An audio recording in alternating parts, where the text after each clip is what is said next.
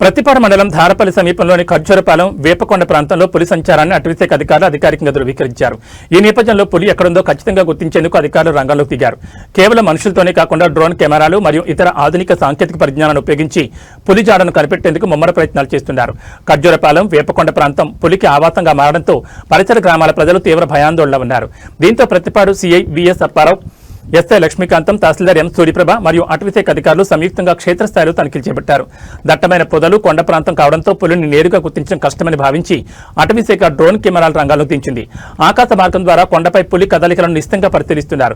పులి ఏ దిశగా వెళుతోంది, ఎక్కడ విశ్రాంతి తీసుకుంటోంది అనే అంశాలను టెక్నాలజీ సాయంతో విశ్లేషిస్తున్నారు. వేపకొండ పరిసరాల్లో ఎప్పటికప్పుడు గాలిపటాల ద్వారా నిఘా, పులి అడుగుల ఆధారంగా అటవీశాఖ ట్రాకింగ్, పోలీస్ అటవీశాఖ సమన్వయంతో ప్రత్యేక బృందాల గస్తీ. వేపకొండ వద్ద పులి ఉన్న మాట వాస్తవమని మా నిఘాలో తేలిందన్నారు. డ్రోన్ కెమెరాల సాయంతో పులి జాడను ట్రేస్ చేస్తున్నాం.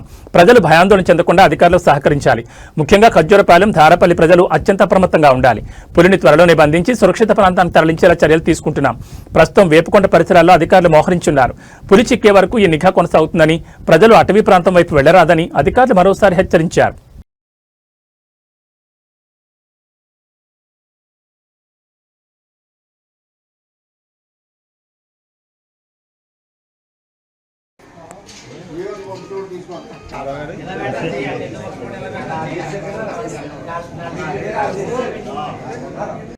ఆవిడేమో చెడ్డపల్లి పెట్టుకొని అక్కడ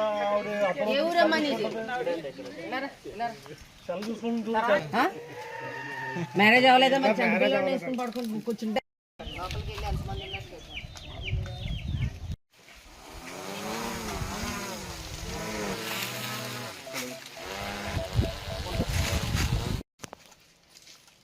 వాటర్ ఫాల్ ఏ పక్క ఉందో కొంచెం మనకి ఈ పక్కన ఉంటుంది.